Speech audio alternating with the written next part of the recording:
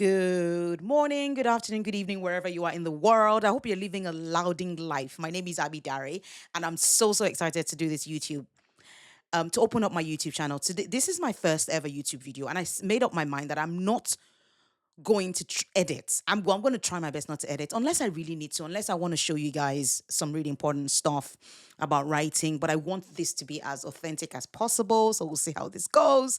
So my name is Abi Daré, New York Times bestselling author of The Girl with the Louding Voice and the sequel, and So I Roar. And I've been wanting to create a YouTube channel forever. It's been on my mind. I think I started last year. I gave up on it. I think I recorded 2 or 3 videos, gave up, starting again this year. I really hope I do it this time because I feel like I have a lot to give. I feel like I get asked questions about writing all the time, and I teach writing a lot, and I feel like I have a lot to give to the world, to share my knowledge on writing. So this channel will be about writing, but not just writing. I'll be talking about, of course, writing fiction, some aspects of nonfiction in terms of the storytelling part of it, but also food, which I absolutely love. I hate to cook, but I love to eat. So I might be sharing that part of my life as well as the behind the scenes. What does the life of an author look like? What does the life of an author that gets the wonderful opportunity to speak as well as do wonderful things like charity work? What does that look like? And yeah, what else? I don't know if there's anything else you'd like to hear from me. Let me know.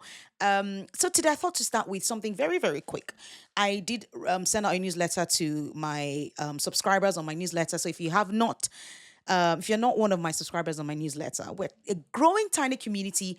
Please do that because I share writing tips and a few highlights of my life and just general chit chat once a month. So I thought to share some tips to get you started writing in 2026. I nearly said 2025. The year has gone very quickly. The year 2025 went very quickly. So I have 5 tips here that I've written down. So tip number one, in terms of getting your writing started and getting somewhere with your writing. And the reason why I'm saying that is because a lot of people come to me and say they have a writing idea. They have an idea for a novel. They've not been able to do it, or they get tired and frustrated halfway through the journey. And I thought hopefully this would encourage you. So, my first tip, number one, is plan your writing. I think that writing is such a long thing to do. It's such a long process. If you were to go on a journey to Heathrow Airport or wherever your airport is, wherever you are in the world, you would at least sit down and plan your journey. So, how can you go into writing a book without thinking at least about how you're going to get to the end? What are the arcs you're going to write? What is the character's journey like? What are you trying to talk about? Right? So plan your novel. And I would say that I use a rough outline. And I think one of these days I will share my outline for my writing. But use a rough outline of your story to help you get some direction. You don't really need to know all the detail from the start, but sit down and think about it. What is the story about? What am I trying to write? Number two is understand why you're writing the book. So articulate that. So know it and articulate it. What I mean by articulate is that you sit down and write why you're writing this book. Why does this book matter to you? Why is it important that you finish it? What is your heart connection to this story? That's number two. Number three is know your characters.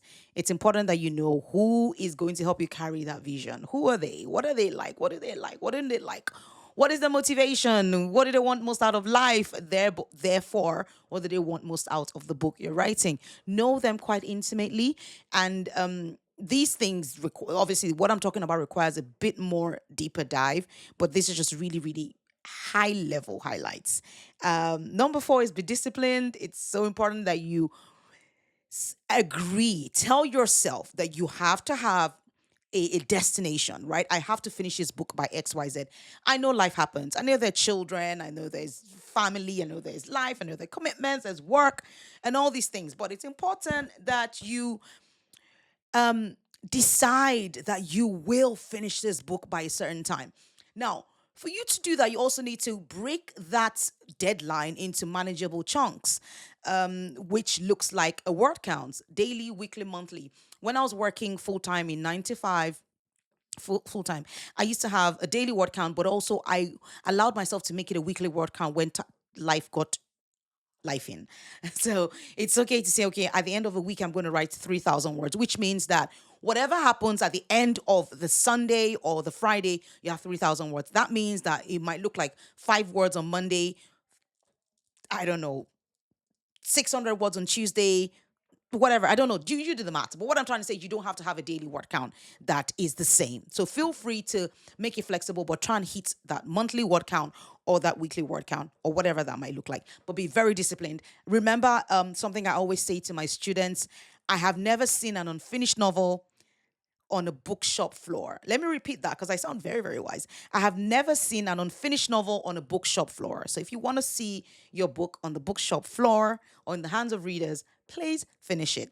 And if you want to finish it, write it. And for you to write it, you need to sit down. And for you to sit down, you need to be disciplined. So do that. And number five, remember this: only you can write your book. As much as I wish I could delegate and pass the writing of my story to somebody else. Actually, I don't wish I can do that because I love writing. But it would be nice if it was you could do that, but you can't. You have that story inside of your heart. You are the only one that can pour it out of your heart onto the pages in a way that makes absolute sense to you. So only you can do that. So you need to hype yourself up. You need to tell yourself, I've got this, I can do it, and I will do it. Okay? And with that, remember that you're unique, you're powerful, you've got this, and you can do it. And the world is waiting for your story. And there is the end of my YouTube video, my first YouTube video for 2026. Let's see how this goes. Let's hope I will be back to do this again. If you like it, what do? You subscribe, like, share, everything. Thank you. My name is Abi Daré, author of The Girl with the Louding Voice and The Sequel and So I Roar. And if you've not read any of those books, they're available in all the bookshops across the world, the globe, the UK. Thank you for watching. Have a good one. Bye.